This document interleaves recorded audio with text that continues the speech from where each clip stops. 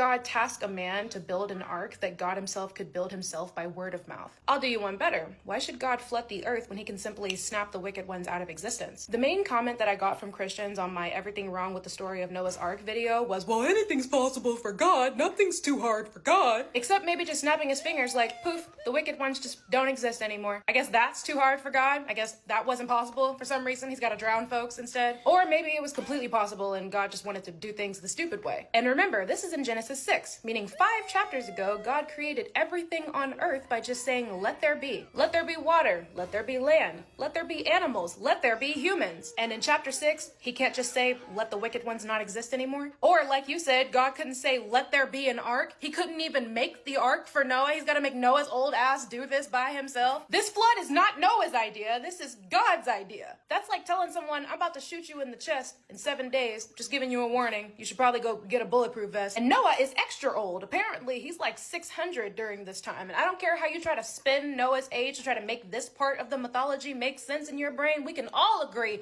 that Noah is old as hell. And he has to build the ark, gather the supplies, gather the food, get his family, make sure all the animals get on the ark, and then he has to take care of everything and everyone for over 14 months. And then his family, and only his family, which are like 8 people, by the way, are tasked with repopulating the entire earth by themselves.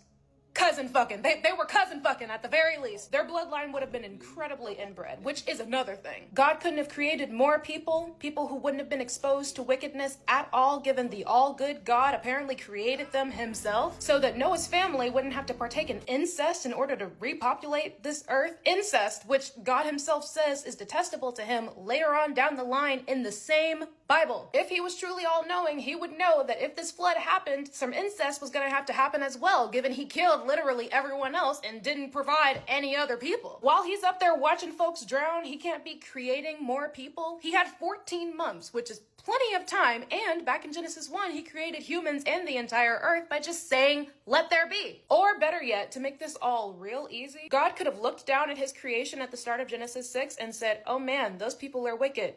They don't exist anymore. And here's some pure beings that I just created that won't be exposed to wickedness at any point because I created them in heaven with no exposure to wickedness at all. No flood even needed. At that point, that would take care of everything that I just mentioned, and it would also save the marine life because the salt water mixing in with fresh water with the flood happening and being that for 14 months would have killed most of the marine life, not to mention the millions of rotting corpses just floating in the water. And it would also save the vegetation on Earth from being submerged in water for 14 months and therefore destroyed as well. But nah, God apparently likes doing it the stupid way. He's got to drown folks to get things done, apparently.